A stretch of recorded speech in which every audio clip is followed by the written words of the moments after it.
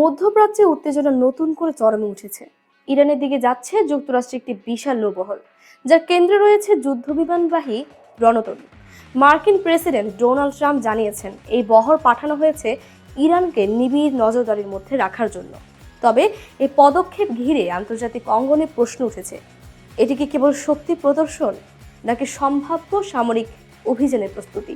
World economic ফোরামের সম্মেলন শেষে ওয়াশিংটনে ফেরার পথে সাংবাদিকদের ট্রাম্প জানান, যুক্তরাষ্ট্র একটি আর্মাদা বা যুদ্ধ জাহাজের বড় বহর ইরানের দিকে পাঠিয়েছে। তিনি বলেন, এখনই কোনো হামলার সিদ্ধান্ত নেওয়া হয়নি, এমনকি বহর ব্যবহার করার প্রয়োজনও নাও হতে পারে। কিন্তু একই সঙ্গে তিনি স্পষ্ট করে দেন, পরিস্থিতি যে কোনো দিকে মোড় নিতে পারে এবং যুক্তরাষ্ট্র সব ধরনের প্রস্তুতি নিয়ে রাখছে।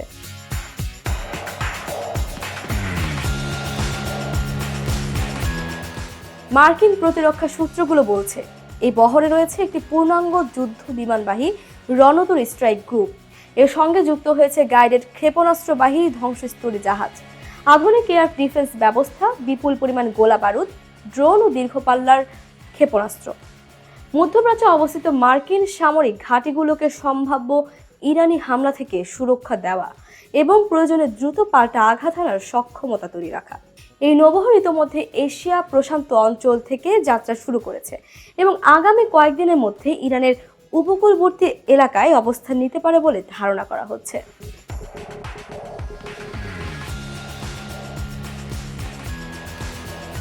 ডোনাল্ড ট্রাম্প দ্বিতীয় মেয়াদে প্রেসিডেন্ট হওয়ার পর থেকেই যুক্তরাষ্ট্র ও ইরানের সম্পর্ক ক্রমশ অবনতি ঘটছে। 2025 সালের মাঝামাঝি সময়ে দুই দেশের মধ্যে সীমিত সংঘাত পরিস্থিতিকে আরও জটিল করে তোলে। তার উপর গত বছরের শেষ দিকে ইরানে শুরু হওয়া ব্যাপক সরকার বিরোধী বিক্ষোভ তেহরান ও ওয়াশিংটনের দূরত্ব আরও বাড়িয়েছে। বিক্ষোভ দমনে ইরানের সরকারের কঠোর পদক্ষেপের সমালোচনা করে ট্রাম্প আগেই হুঁশিয়ারি দিয়েছিলেন, জনগণের উপর নিষ্ঠুরতা চলতে থাকলে সামরিক বিকল্প সামনে আসতে পারে। যদিও শেষ পর্যন্ত সরাসরি হামলা চালানো হয়নি, কিন্তু বর্তমান নৌবহর মোতায়েন সেই হুমকিকে আবারও আলোচনার কেন্দ্রে নিয়ে এসেছে।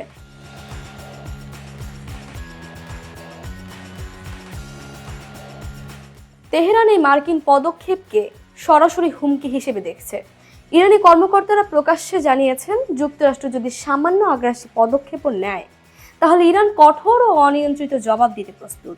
ইরানের মতে এই নৌবহর কেবল প্রতিরক্ষামূলক নয়, বরং এটি চাপ সৃষ্টির কৌশল। বিশ্লেষকদের মতে ইরান এখন প্রতিরোধমূলক অবস্থান নিচ্ছে, যাতে যুক্তরাষ্ট্র কোনো সামরিক অভিযানের আগে কয়েকবার ভাবতে বাধ্য হয়।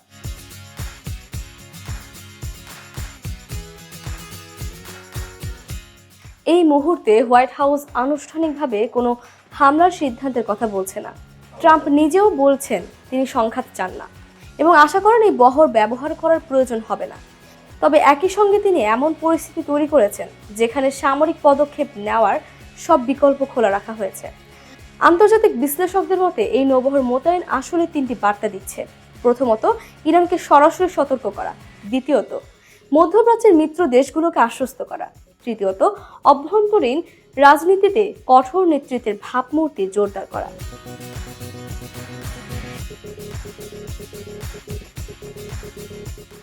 বর্তমান পরিস্থিতিতে সরাসরি যুদ্ধের সম্ভাবনা এখন অনিশ্চিত, তবে সামরিক শক্তির এমন প্রদর্শন মধ্যপ্রাচ্যের উত্তেজনাকে আরও বাড়িয়ে দিতে পারে, যেখানে সামান্য ভুল হিসাব পুরো অঞ্চলকে বড় সংঘাতের দিকে ঠেলে দিতে পারে। একসময় কূটনৈতিক চাপ ও নিষেধাজ্ঞার রাজনীতি এখন রূপ নিচ্ছে সামরিক শক্তির মুখোমুখি অবস্থানে। ইরানের দিকে এগিয়ে যাওয়া যুদ্ধ বিমানবাহী রণতরী তাই শুধু একটি নৌযান নয়, এটি মধ্যপ্রাচ্যের ভবিষ্যৎ রাজনীতির এক অশান্ত সংকেত। জলবায়ু পরিবর্তনের ফলে উত্তর মেরুর বরফ দ্রুত গলে যাওয়ায় বদলে যাচ্ছে বিশ্ব রাজনীতির শক্তির মানচিত্র। একসময় দুর্গম ও নির্জন আর্কটিক অঞ্চল এখন পরিণত হচ্ছে পরাশক্তিদের নতুন ভূরাজনৈতিক যুদ্ধক্ষেত্রে। রাশিয়া, যুক্তরাষ্ট্র ও চীন, এই তিন শক্তিধর রাষ্ট্র উত্তর মেরুকে ঘিরে সামরিক, অর্থনৈতিক ও কৌশলগত আধিপত্য প্রতিষ্ঠার প্রতিযোগিতায় নেমেছে। দীর্ঘদিন ধরে আর্কটিকের সবচেয়ে প্রভাবশালী শক্তি ছিল রাশিয়া। অঞ্চলটির অর্ধেকের বেশি ভূমি সমুদ্রসীমা মস্কোর নিয়ন্ত্রণে এবং এখান থেকেই আসে আর্কটিক অঞ্চলের মোট অর্থনৈতিক আয়ের প্রায় 2/3। তবে সাম্প্রতিক বছরগুলোতে এই একক আধিপত্যে বড় চ্যালেঞ্জ তৈরি হয়েছে। ন্যাটোতে ফিনল্যান্ড ও সুইডেনের অন্তর্ভুক্তির ফলে উত্তর মেরু কার্যত দুই শিবিরে ভাগ হয়ে গেছে। একদিকে রাশিয়া, অন্যদিকে যুক্তরাষ্ট্রের নেতৃত্বাধীন পশ্চিমা জোট। সামরিক দিক থেকে আর্কটিক অঞ্চল এখন ক্রমেই অস্ত্র সম্ভারে পরিণত হচ্ছে। বিভিন্ন গবেষণা সংস্থার তথ্য মতে এই অঞ্চলে বর্তমানে অন্তত 66টি সামরিক ঘাঁটি রয়েছে, যার মধ্যে প্রায় অর্ধেকই রাশিয়া। যুক্তরাষ্ট্র, কানাডা, নরওয়ে ও গ্রিনল্যান্ডের ন্যাটোর ঘাঁটির সংখ্যাও দ্রুত বাড়ছে। শক্তির বিচারে ন্যাটো এগিয়ে থাকলেও রাশিয়ার পারমাণবিক সাবমেরিন, আধুনিক ক্ষেপণাস্ত্র ও ড্রোন সক্ষমতা পশ্চিমা সামরিক বিশ্লেষকদের উদ্বিগ্ন করে তুলেছে। ইউক্রেন যুদ্ধের পর রাশিয়া ও পশ্চিমা দেশগুলোর মধ্যে সম্পর্ক পুরোপুরি ভেঙে পড়ায় আর্কটিক কাউন্সিল কার্যত অকার্যকর হয়ে পড়েছে। তবে এই প্রতিদ্বন্দ্বিতা শুধু সামরিক নয়, এর পেছনে রয়েছে বিশাল অর্থনৈতিক স্বার্থ। বরফ গলার ফলে উত্তর মেরুতে নতুন নৌপথ উন্মুক্ত হচ্ছে, যা বৈশ্বিক বাণিজ্যের হিসাব পাল্টে দিচ্ছে।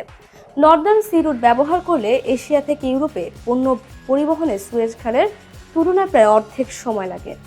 এই সুযোগ কাজে লাগিয়ে রাশিয়া ইতোমধ্যে এই রুট দিয়ে চীনের কাছে তেল ও গ্যাস রপ্তানি বাড়িয়েছে। চীন যদিও ভৌগোলিকভাবে আর্কটিক অঞ্চলের দেশ নয়, তবু নিজেকে নিয়ার আর্কটিক স্টেট ঘোষণা করে এই এলাকায় প্রভাব বিস্তারের চেষ্টা করছে। বেজিং এর লক্ষ্য পোলার সিল্ক রোড গড়ে তুলে বৈশ্বিক বাণিজ্য, জ্বালানি সরবরাহের নতুন নিয়ন্ত্রণ প্রতিষ্ঠা করা। 2024 সালে রাশিয়া ও চীনের যৌথ টহল এই অঞ্চলে তাদের কৌশলগত ঘনিষ্ঠতার স্পষ্ট বার্তা দিয়েছে। এই সমীকরণে সবচেয়ে গুরুত্বপূর্ণ ঘাঁটি হয়ে উঠেছে গ্রিনল্যান্ড।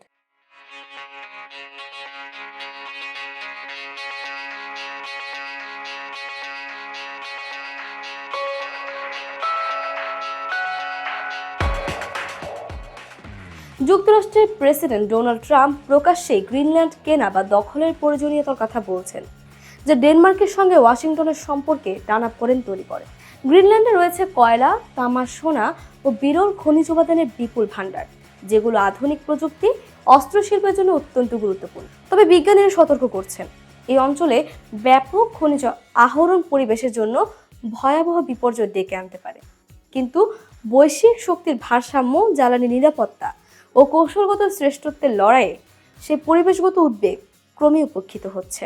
ফলে একসময় শান্ত, বরফে ঢাকা উত্তর মেরু এখন আর কেবল প্রাকৃতিক বিস্ময় নয়, এটি পরিণত হয়েছে ভবিষ্যৎ বিশ্ব রাজনীতির সবচেয়ে স্পর্শকাতর উত্তপ্ত সংঘর্ষের মঞ্চে।